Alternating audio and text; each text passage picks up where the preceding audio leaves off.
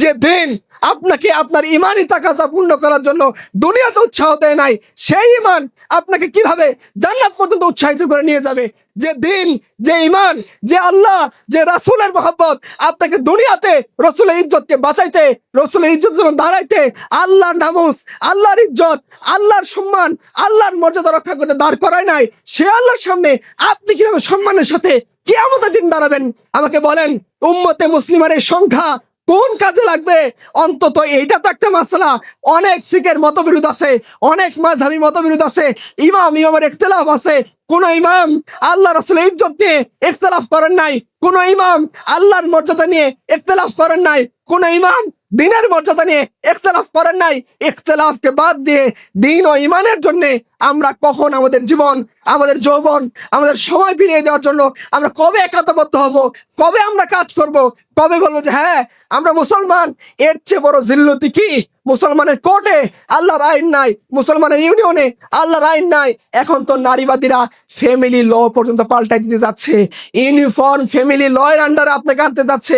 ওই দুই একটা টিপ ব্লাউজ পরে নারী আপনার উপরে ছড়ি ঘোরায়, আর আপনি শত মুসলমান হয়ে এই দৃশ্য বরদাস্ত করে যান। এটা কিভাবে সম্ভব যে মুসলমান সমাজের মধ্যে বেঁচে থাকবেন, মুসলমান দাবি করবেন, বলবেন 92% মুসলমান?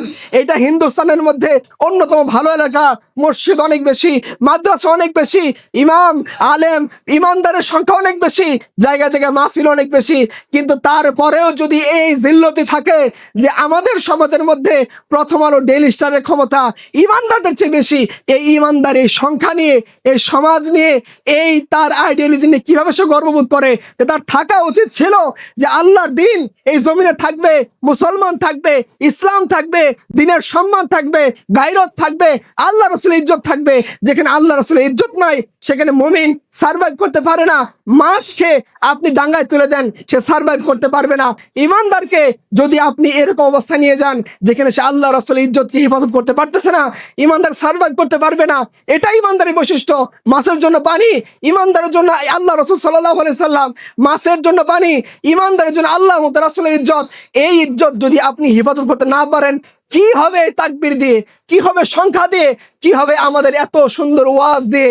যে ওয়াজ আমার ইমানকে জাগরিত করে না, যে ওয়াজ আমাকে মুসআব ইবনে উমাইর হতে উৎসাহিত দেয় না, যে ওয়াজ আমাদেরকে সাদ ইবনে আবি ওয়াক্কাস হতে উৎসাহিত করে না, যে ওয়াজ আমাদেরকে হানজালা হতে উৎসাহিত করে না, সে ওয়াজ শুনেই কি হবে, বলেই কি হবে, ঘন্টার পর ঘন্টা লেকচার দিয়েই কি হবে? আজ থেকে আমরা প্রতিজ্ঞা করি, ভুল হয়েছে, পাপী থাকতে পারি, আমার জীবনে পার্সোনাল গুনাহ থাকতে পারবে, আল্লাহ মাফ করে দিবেন। লা তাকনাতু মির রাহমাতিল্লাহ, আল্লাহর রহমত থেকে নিরাশ হবেন না। ইবাদদিলুল্লাহু সাইয়্যাতিম হাসানাত, আল্লাহ গুনাহকে নেকি দ্বারা পরিপূর্ণ করবেন, আল্লাহর ওয়াদা, তিনি এটা বাস্তবায়ন করবেন। আমরা আমাদের ওয়াদা বাস্তবায়ন করব কিনা? আমরা আল্লাহর জন্য কাজ করব কিনা? আপনার ভুল থাকুক, আপনি গুনাহগার হন, এটা আপনি আল্লাহর সাথে বুঝবেন, কিন্তু আল্লাহর দ্বীনের জন্য কাজ করা যাতে আমরা না ছাড়ি। আমরা খেলাধুলা, আমাদের এই সমস্ত পশ্চিমের বেহায়াপনা, পর্নোগ্রাফি, মিউজিক, এই সমস্ত পাবজি, এই সমস্ত জিনিস নিজের যৌবনকে ধ্বংস না করি।